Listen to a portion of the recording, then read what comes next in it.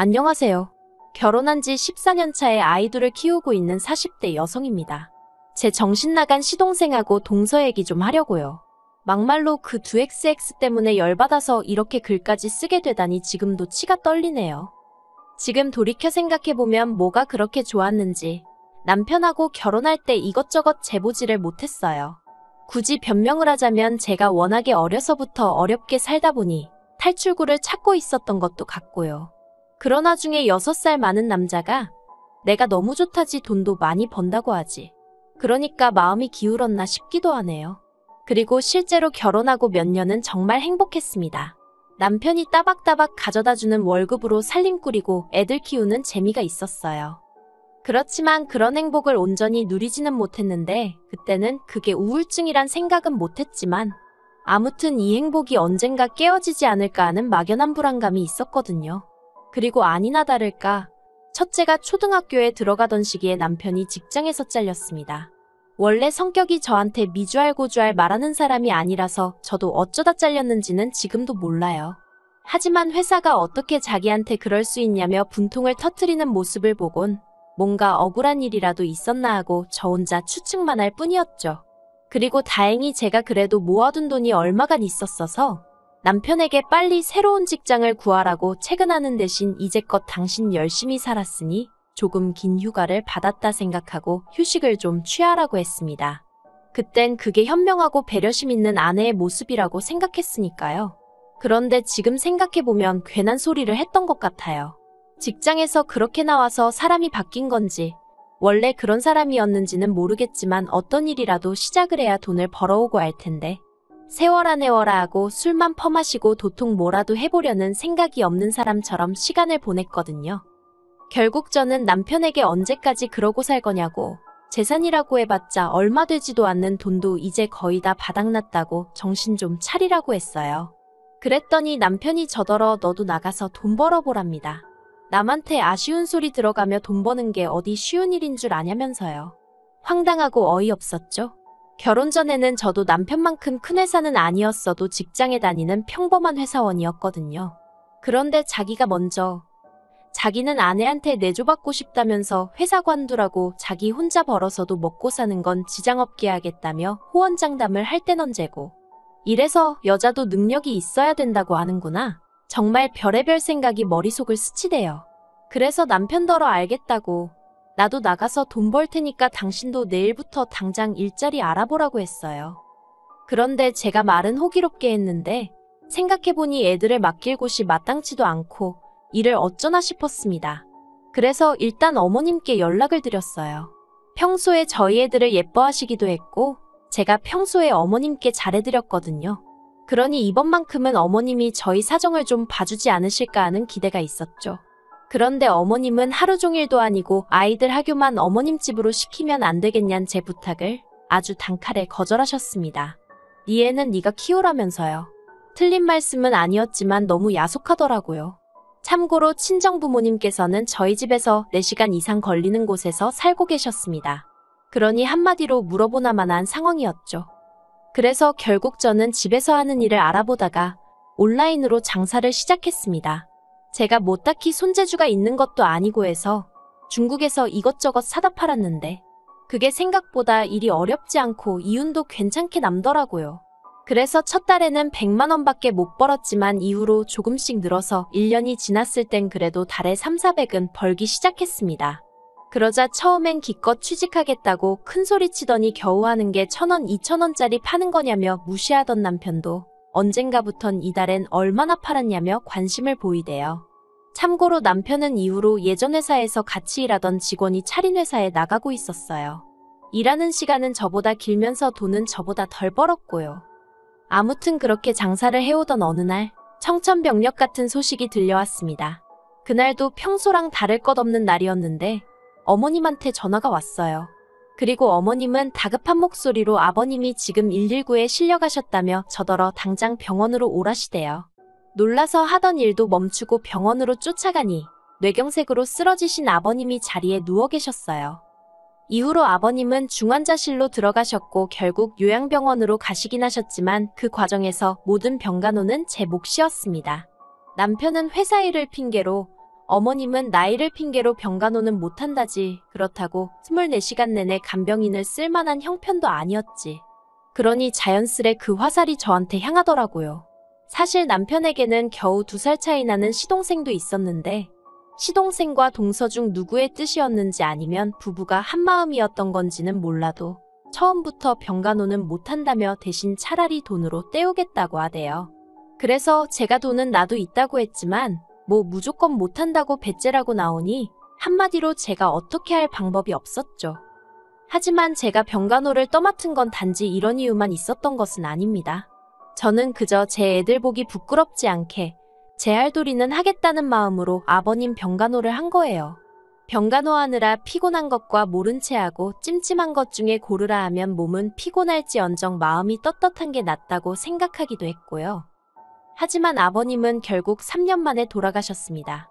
그리고 그때까지 시동생은 1원 한 푼 내놓지를 않았어요. 자기들도 애 키우고 어쩌고 하느라 돈 들어갈 데가 많아서 도통 여유가 없다면서요. 그리고 하늘도 무심하시지. 아버님께서 돌아가시고 얼마 지나지 않아 어머님이 대장암 3기라는 진단을 받으셨습니다. 그리고 이때부턴 정말 하루에도 몇 번씩 눈물만 났어요. 왜냐하면 남편이고 어머님이고 당연히 제가 어머님 병간호를 해드릴 거라 생각하는 눈치였거든요. 남편은 심지어 저더러 자기 어머니를 살려달라며 눈물을 보이는데 어이가 없어서 환장하겠더라니까요. 정말이지. 이게 내 팔자가 사나워서 이런 건가? 아니면 이 집구석에 뭐가 있기라도 한가? 솔직히 돌아가신 아버님을 탓할 일도 아니고 어머님이 원해서 암에 걸리신 것도 아닌데 정말 두 분 다 원망스럽고 남편도 꼴보기 싫고 애들한테도 미안하고 아무리 생각해도 나는 잘못한 게 없는데 왜 내가 이렇게 고생을 해야 하나 싶은 게 정말 어디 아무도 없는 데 가서 꺼이꺼이 울고 싶은 심정이었어요. 그리고 결국 저는 죽이 되든 밥이 되든 하는 데까지 내보자 생각하고 또 어머님 병간호를 시작했습니다. 그러자 이때는 시동생도 미안하긴 했는지 병원비에 보태라며 200만 원을 보내왔어요. 하지만 그게 처음이자 마지막으로 시동생이 지 부모 병원 생활할 때 한 아들 노릇이었네요. 어머님의 병간호를 하는 동안에도 저는 돈은 돈대로 벌어야 했고 살림도 해야 했고 그 와중에 애도 키워야 했으니 솔직히 어디다 말은 못했지만 이러다 내가 먼저 죽는 거 아닌가 싶대요. 살도 10kg 넘게 빠지고 탈모까지 생겼으니까요.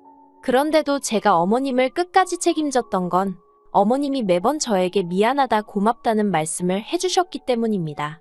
그래도 알아주시니 감사해서 그리고 그런 어머님이 안쓰러워서 그냥 힘닿는 만큼은 어떻게든 해보자 하곤 버틸 수 있었달까요?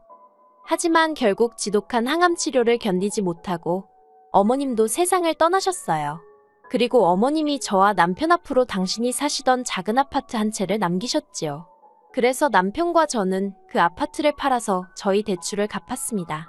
사실 아버님 때부터 시작해서 저희가 매번 병원비를 부담하고 있었기 때문에 정작 저희 대출은 이자만 간신히 갚아가는 정도였거든요. 그리고 저희는 병원비 때문에 마이너스 통장도 쓰던 상황이었기에 그것도 정리했습니다. 그렇게 갚을 거 다 갚고 정리하고 나니까 1억 4천 정도 남더라고요. 솔직히 마음 같아선 그 돈 전부 다 제가 갖고 싶었어요. 저도 사람인데 그간 제가 한 고생에 대해서 보상을 받고 싶었던 게 솔직한 심정이었죠.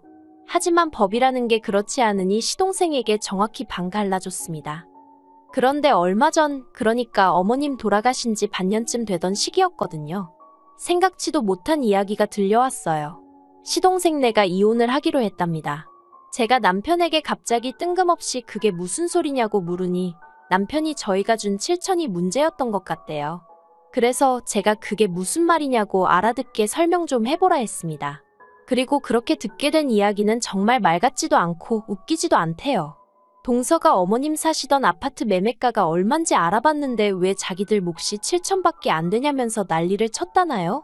그리고는 시동생더러 저희를 만나서 단판을 짓고 오랬다는 거예요. 가서 정확히 절반을 받아오라고, 안 그러면 이혼이라고요. 그런데 시동생이 형님이랑 형수 그러니까 저희가 병간호만 몇 년을 들었는데 그동안 자기네가 한 게 뭐가 있다고 그런 소리를 할 수 있냐고 못한다고 버텼나 봅니다. 그래서 결국 이혼하기로 했다는 거예요. 7천 중 5천은 동서가 가져가기로 했고요. 그 소리를 듣는데 기도 안 차서 솔직히 둘이 비슷하니 한 이불 덮고 살지 싶었고 그러면서도 지부모가 아픈데 코빼기도 안 비추는 시동생이 문제지 동서가 문제겠냐 싶어서 동서한테는 병원에 오라 소리도 한 번 한 적이 없어요. 그런데 둘이 이혼하게 된 이야기를 듣고 있으니 시동생도 불쌍하고 동서가 문제다 싶대요. 하지만 거기까지였을 뿐 제가 나설 자리도 아니다 싶었고 제가 뭐 달리 해줄 수 있는 것도 없더라고요. 그저 어이가 없다고 말 한마디만 했죠. 그런데 남편이 제 눈치를 살살 보더니 그러지 말고 그냥 우리가 돈을 좀 더 주면 어떻겠냐입니다. 저 나이에 자기 동생 갑자기 혼자 되면 어떻게 사냐고요.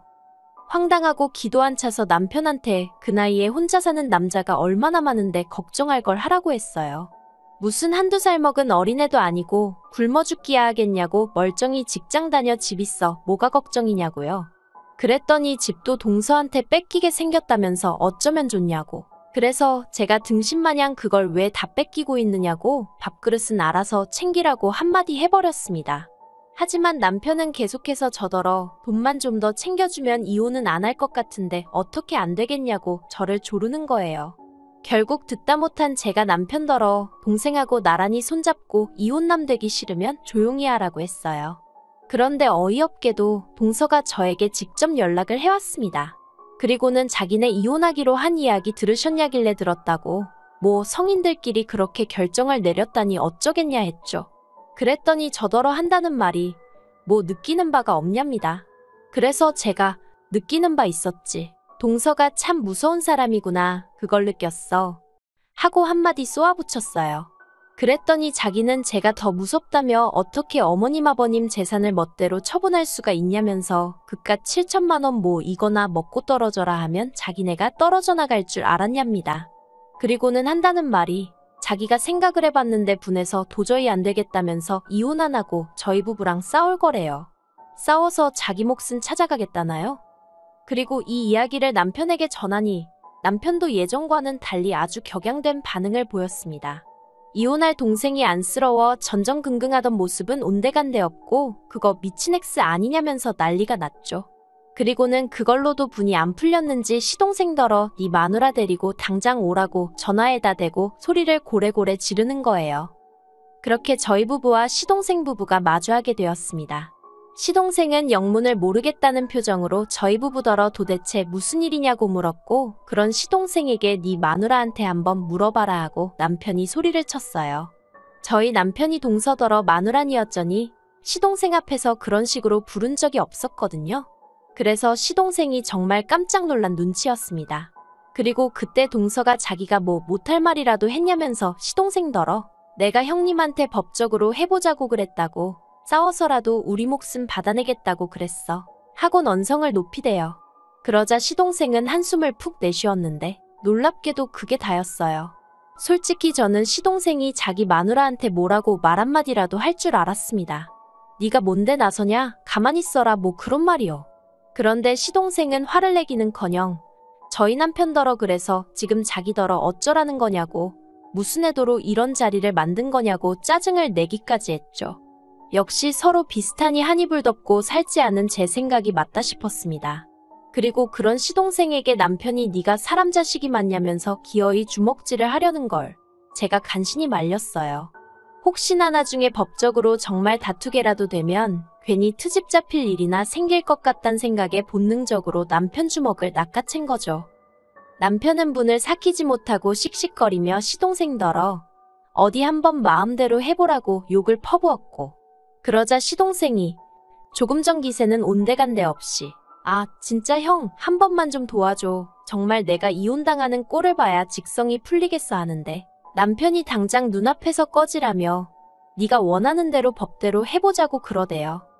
하지만 그 일이 있으므로 소송을 건의어쩌니 하더니 집으로 종이 쪼가리 한 장 오는 게 없었습니다. 대신에 어처구니 없는 소식이 들려왔지요. 한통 속인 것 마냥 굴던 시동생 부부가 이혼 소송 중이라고요. 속사정이 정확히 어떻게 된 건진 모르겠지만 시동생이랑 동서가 서로 탓을 하고 있다나요.